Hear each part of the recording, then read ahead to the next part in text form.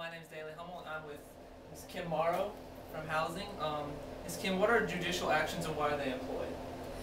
Okay, well, the university and housing both have a set of rules and regulations that students are expected to follow.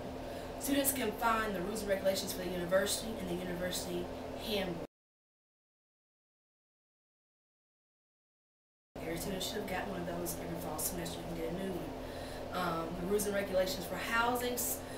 All the university rules and regulations are also housing rules and regulations, but housing will also have some additional ones like visitation, noise, private room compliance, things like that. So judicial actions are when any student is found in violation of a rule regulation of the university or of housing, the judicial process begins with that student. Okay. Once an RA documents the situation, what happens from there? Well, I think one thing that's important for students to know, because a lot of times when our students come into a meeting, they'll say, well, the RA knew that I had just walked into the room. The purpose of an RA addressing a situation that occurs in the hall is to simply document the situation. The RA is not responsible for making a determination on what someone did and what someone did not do. So an RA in that situation sort of serves as like this video camera. They go in, they get a picture of what's occurred, and they document that. So that is the primary role of the RA in a situation regarding a violation of university policy or housing policy. So then once they've documented that situation, the report comes into our office for anything that's a formal action. Formal actions are anything that are university related and not just housing related. So if it's alcohol, drugs, that is considered formal and that comes to me. If it's an informal violation, like having a pet, or visitation, or health and safety violation, or noise, and that goes to Dr. Lillian Obi, and she handles all the informal cases for our department. If a student has two informals, it automatically becomes a formal violation. So if a student has a health and safety violation in the fall, and then they have a noise violation in the spring, they'll be meeting with me about that noise violation. Did I answer the question? Yes. Okay. All right. I'm 21, so can I have alcohol on campus? No, you cannot.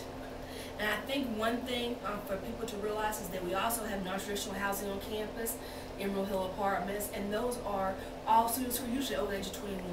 They can't have alcohol either. The alcohol policy is not a housing policy, it's a university policy. The university is a dry campus. If you're caught with alcohol or evidence of alcohol, then you're in violation of an alcohol policy. There's a consequence for that. It goes without saying that you can't have drugs on campus. One thing for students to know is that as a department, housing has a zero tolerance when it comes to drugs. Okay? If you're caught with drugs or drug paraphernalia, you cannot live on campus anymore. When it comes to alcohol, depending on the situation, we might give you an opportunity to be placed on probation and stay on campus. But if you're caught a second time alcohol, you can't live with us. You have to move off campus. If you're under the age of 21 and you're caught with alcohol or drugs, a letter will automatically go home to your parents letting them know that you were found in violation of this policy. A letter will go home to them. When I meet with students, I always tell them, make sure you let your mom or dad know you're getting this letter. Because usually when a letter comes home, they're thinking it's good news, and that's not something parents want to be blindsided by. So I tell them, make sure you let them know they're going to be getting that letter. So under 21, a letter goes home to the parents, but regardless of age, you cannot have alcohol on campus. Okay. Are campus police involved in the judicial actions? Campus police are involved with criminal action. They are involved with judicial actions as far as if there's an incident that involves, that requires police assistance, they'll show up for that. Any incident that the police have to respond to, not only does the hall staff document it, and we get that in our office, but there's a police report for it as well, and we get that in our office. So a lot of times with when the hall staff or the RA or the hall director document it, they won't have everybody's statements in it. So, but when the police document a situation, they will have everyone's statement. Everybody sit down and say, you know, this is what happened, this is what I saw. So all that information actually comes into the office for that incident, and it's reviewed and used in determining who is at fault for the violation and what the sanction's going to be. Okay. Last question. How can consequences of what I do now affect me later in my student career or future opportunities? Okay. I think that's one thing that a lot of students don't understand the full significance of. And I'll let you know that just last week I had a student who approached me. He's a sophomore now. Last year, his freshman year, he was involved with an alcohol violation. He was put on probation. He had to do an AOD class, which is an alcohol and other drug class that he does through the counseling center. But that stays on his record for 4 years as a formal violation.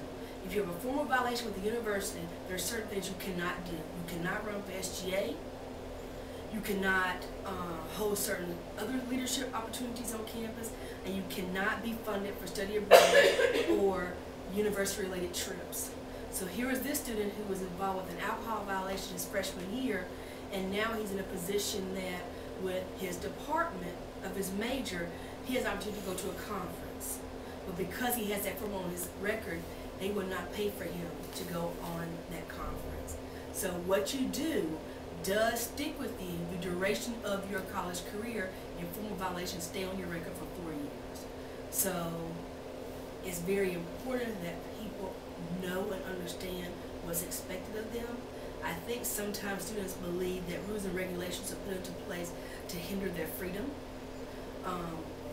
That's not the case. Rules and regulations are put into place to make sure we have a safe campus where there's an environment that's conducive to them being happy, well-adjusted, and well-educated. If someone is repeatedly having alcohol in the room, if they're repeatedly having parties in the room, if they're repeatedly having issues with drugs, if they're repeatedly having issues about visitation violations, all of these are things that affect the community and the environment of that hall or that apartment. And we have to make sure that we're not doing that. It's not just about that student, it's about their community as well. Okay. Thank you so much for giving us this time, Ms. Kim. It's really nice to know about these important information about these questions.